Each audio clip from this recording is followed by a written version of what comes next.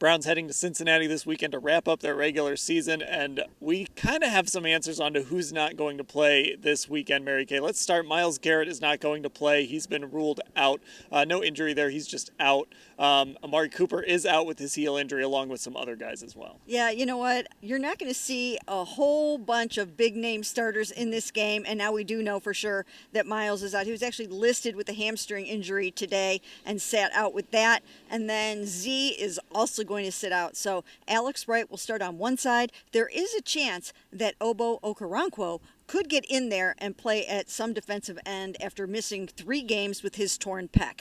But yeah, Myles, one of a number of guys, including Amari Cooper, Juan Thornhill, the list goes on.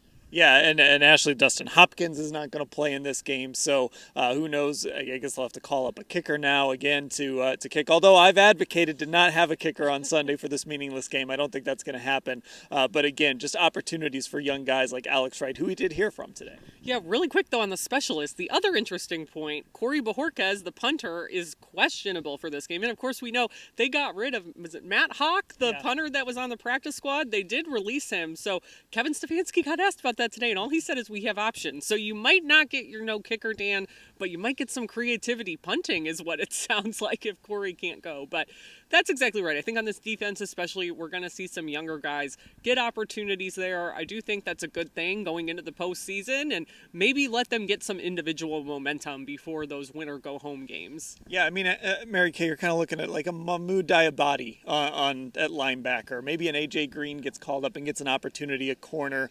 At wide receiver, could we see Austin Watkins? Obviously, they only have so many elevations, but, this is opportunity. And even for a guy like David Bell, Cedric Tillman, you think about those guys, they might need those guys in the playoffs. So to maybe get those guys a little momentum would be big. Yeah, I think Kevin Stefanski is actually really, really excited to give some of these young guys a chance to play. We've seen what young guys such as DeAnthony Bell and Ronnie Hickman have been able to do when they've stepped in there. Now you're going to see a whole lot more of Alex Wright. A number of those young guys will be able to get out there, as you mentioned, Diabate.